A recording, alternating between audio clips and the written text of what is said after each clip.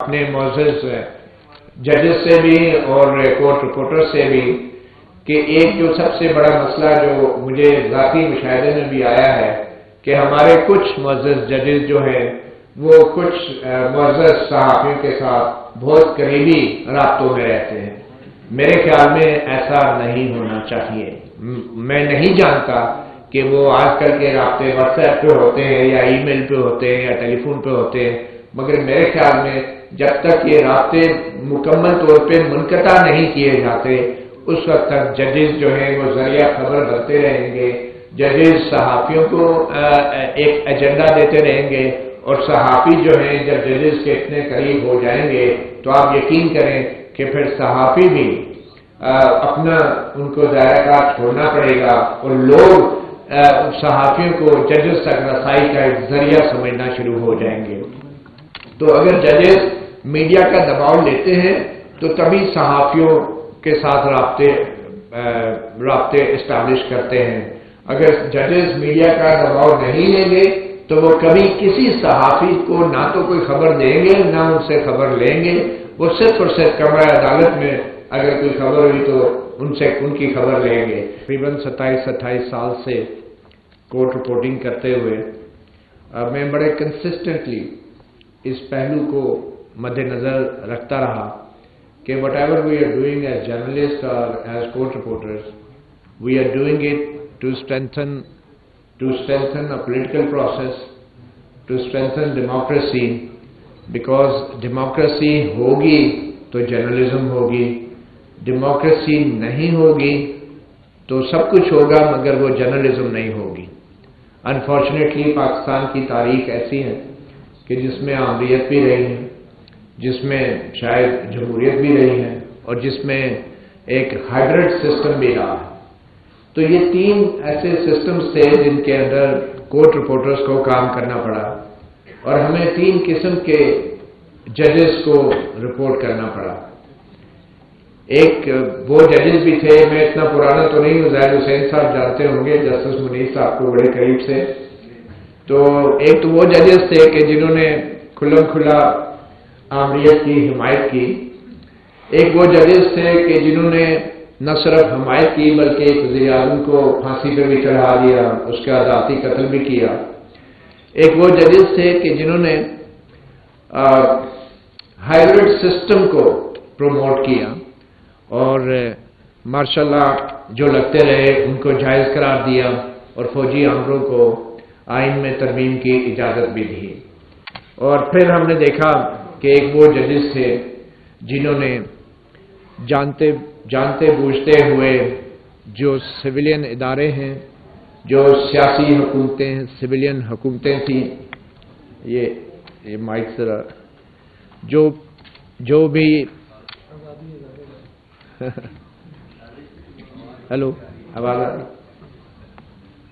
بس یہ بھی کوئی ہائبرڈ آزادی رائے ہے. کبھی آتی ہے آواز، کبھی نہیں آتی ہے، آ بھی جاتی ہے، سمجھ نہیں آتی، سمجھ آ بھی جائے تو پھر اس پہ کچھ ہوتا نہیں. اینی وے تو مختلف قسم کے ادوار کورٹ رپورٹرز کو دیکھنے پڑے اور ہم نے بطور رپورٹر جو ایک چیز مد نظر تھی بطور سپریم کورٹ رپورٹر، میں آپ کو بتاؤں کہ میں عموماً اپنے دوستوں سے کہتا ہوں کہ سپریم کورٹ آف پاکستان جو ہے میں سمجھتا ہوں کہ پاکستان کا نمبر 1 لاء کالج ہے. وہ اس لیے کہ یہاں پہ ہمیں ریئل ٹائم میں ریئل ایشوز کے اوپر ریئل لائرز کو سننے کا موقع ملتا ہے اور پھر ہم ایک آئی وٹنس ہوتے ہیں اس تاریخ کے جو ہماری نظروں کے سامنے بن رہی ہوتی ہے یا جس کو ہم خود بطور فرسٹ ڈرافٹمین آف دا ہسٹری لکھ رہے ہوتے ہیں. تو اس سے بہترین لاء کالج پاکستان میں کوئی نہیں ہو سکتا. اور یہ وہ لاء کالج ہے جہاں پہ صرف آپ کو بڑے وکیلوں کو سننے کا موقع نہیں ملتا، بڑے ججوں کو سننے کا موقع ملتا ہے، آپ کو بڑے سیاستدانوں کو سننے کا موقع ملتا ہے. فارچونیٹلی اور انفارچونیٹلی بڑے بڑے سیاستدانوں کو یہاں پیش بھی ہونا پڑا، یہاں بلایا بھی گیا، یہاں لٹکایا بھی گیا، یہاں نکالا بھی گیا، یہاں بحال بھی کیا گیا. تو یہ ایک قسم کا بہت ہی آئیڈیل ایجوکیشنل انسٹیٹیوشن بھی ہے، نہ صرف کورٹ رپورٹرز کے لیے بلکہ ہر اس شہری کے لیے جو کورٹ کی پروسیڈنگ دیکھتا ہے، جو کورٹ کی پروسیڈنگز کو ٹیلی ویژن یا اخبارات میں فالو کرتا ہے۔ اچھا، اب میں ڈائریکٹلی اگر ٹاپک کی طرف آؤں کہ کورٹ رپورٹرز جو ہیں، اور خاص طور پہ سپریم کورٹ رپورٹرز، وہ ڈیموکریسی کو کیسے اسٹرینتھن کر سکتے ہیں، اور کیا وجہ ہے کہ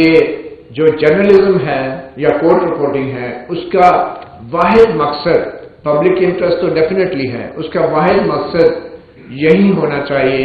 کہ as a court reporter he is the watchman he, is از دی، جس کو کیا کہتے ہیں، watch guard of democracy, because democracy ہوگی تو پھر جرنلزم بھی ہوگی، تمام فنڈامنٹل رائٹس بھی اویلیبل ہوں گے۔ اور why supreme court? Because supreme court is the court of last resort. یہاں پہ اگر فیصلے ہو گئے ایک بار تو پھر ان کے اثرات ہمیں نسلوں تک فیس کرنے پڑتے ہیں۔ تو یہ وہ کورٹ آف لاسٹ ریزورٹ ہے کہ جہاں پہ اگر سپریم کورٹ کا رپورٹر وہ صرف اور صرف ایک ڈی ایس پی یا ایس ایچ او کی طرح قانون کے پر عمل درآمد یا قانون کی تشریح کے اوپر انحصار کرتے ہوئے لوگوں کے حوالے سے رپورٹنگ کرتا ہے تو وہ کافی نہیں ہے۔ میرے خیال میں سپریم کورٹ اور سپریم کورٹ کا رپورٹر، ان دونوں کی سب سے پہلی ترجیح آئین پاکستان ہونا چاہیے اور آئین کے اندر دیے گئے بنیادی حقوق ہونے چاہیے۔ انفارچونیٹلی ہمارا ڈفرینٹ رول ہے سپریم کورٹ میں، ایک تو حقائق کو بیان کرنا، وہ حقائق جو ایک رپورٹر دیکھتا ہے، اینڈ فارچونیٹلی اب لائیو ٹیلی کاسٹ کے ذریعے لوگ خود بھی دیکھ رہے ہوتے ہیں، مگر دوسرا ان حقائق کو اس طریقے سے اور اس ترتیب سے بیان کرنا کہ عام شہری کو یہ معلوم ہو کہ سپریم کورٹ آف پاکستان میں ہو کیا رہا ہے، اور پھر اس کے بعد ان کو حقائق بتانے کے بعد ان کو یہ سمجھانا بھی کہ جو ہو رہا ہے وہ یہ ہے اور ہونا کیا چاہیے تھا، ماضی میں کیا ہوتا رہا ہے، اور جو ماضی میں ہوتا رہا ہے اس کی وجہ سے آج ہم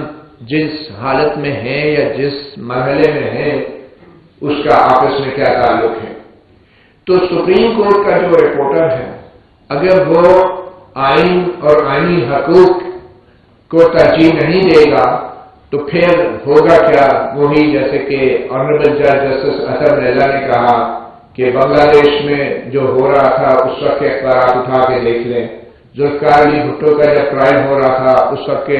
اخبارات اٹھا کے دیکھ لیں، اس وقت بھی قانون پہ عمل درآمد ہو رہا تھا، اس وقت بھی قانون کے تحت شواہد پیش ہو رہے تھے، اس وقت بھی ججز بڑے سخت سوال جواب کر رہے تھے ذوالفقار علی بھٹو کے وکلا سے، اور ریئل ٹائم میں ان وکلا کے جو دلائل تھے یا ان کے جو شواہد تھے ان کو ختم کرنے کی کوشش کی جا رہی تھی۔ آج بھی سپریم کورٹ کو کچھ ایسے ہی چیلنجز کا سامنا ہے اور سپریم کورٹ کے رپورٹرز کو بھی ایسے ہی چیلنجز کا سامنا ہے۔ آج بھی قانون پہ عمل درآمد کی بات ہو رہی ہے اور آج بھی کہا جا رہا ہے کہ اگر کوئی سیاسی جماعت قانون کو فالو نہیں کرتی تو اس کے لیے وہ سزا مقرر ہوگی جو شاید کسی اور سیاسی جماعت پہ آج تک اس سیاسی جماعت آج بھی اسی طرح قانون پہ عمل درآمد ہو رہا ہے جس طرح جنرل ضیاء کے دور میں قانون پہ عمل درآمد ہوتا رہا ہے، جس طرح فیلڈ مارشل ایوب خان کے دور میں قانون پہ عمل درآمد ہوتا رہا ہے، جس طرح جنرل مشرف کے دور میں قانون پہ عمل درآمد ہوتا رہا ہے، آج بھی قانون کے مطابق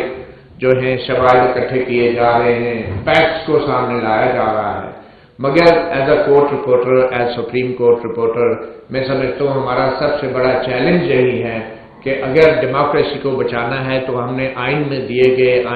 بنیادی آئینی حقوق کو بھی نظر انداز نہیں کرنا۔ اب جو سپریم کورٹ آف پاکستان ہے بطور کورٹ رپورٹر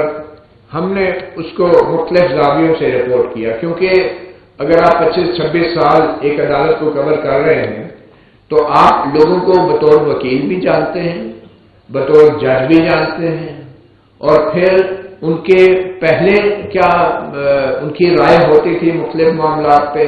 اور بطور جج ان کی کیا رائے ہے اس سے بھی آپ آگاہ ہوتے ہیں، اور پھر آپ ملک کے عمومی جو ایک سیاسی صورتحال ہوتی ہے اور جو اسٹیٹ آف ڈیموکریسی ہوتی ہے آپ اس سے بھی آگاہ ہوتے ہیں۔ اس میں کوئی شک نہیں کہ سپریم کورٹ یا ہائی کورٹ میں ابھی بھی ایسے معزز ججز صاحبان موجود ہیں جو بنیادی انسان ہیں کہ جو شاید بنیادی انسانی حقوق سے ہٹ کے اپنے ذاتی مفاد اور ذاتی حقوق کو ترجیح دیتے ہیں۔ اس میں کوئی شک نہیں کہ اس ملک میں اگر آزاد عدلیہ ہے تو یہاں پہ ایک آزاد خود مختار اسٹیبلشمنٹ بھی ہے جو کسی کے نہ تو کنٹرول میں ہے اور نہ کہنے میں آتی ہے۔ تو ان تمام عناصر کو مد نظر رکھ کے ہی سپریم کورٹ کے رپورٹرز نے ججوں کے دیے گئے فیصلے اور سپریم کورٹ کے دیے گئے فیصلوں کو نہ صرف رپورٹ کرنا ہوتا ہے بلکہ اس کو تجزیہ بھی کرنا ہوتا ہے۔ اور ایسا کرتے ہوئے جس طرح کبھی کبھی سیاستدان کی زبان پھسل جاتی ہے،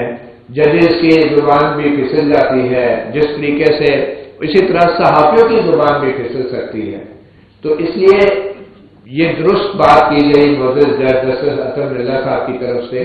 کہ تنقید سے نہیں گھبرانا چاہیے، ہر قسم کی تنقید ہوتی ہے، خاص طور پہ جب آپ نے یہ حلف اٹھایا ہوتا ہے کہ کسی قسم کا دباؤ نہیں لیں گے تو اس کے بعد میرے خیال میں تنقید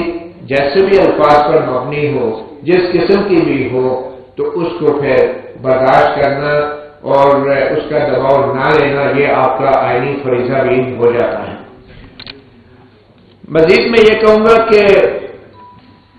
جو لائیو رپورٹنگ اب ٹیلی ویژن کی شروع ہوئی ہے اس سے کورٹ رپورٹنگ کو نئے چیلنجز فیس کرنے پڑ رہے ہیں۔ اب لوگ کہتے ہیں کہ کورٹ رپورٹرز کی ضرورت نہیں ہے، ہم تو خود براہ راست سب چیزیں سن لیتے ہیں۔ اور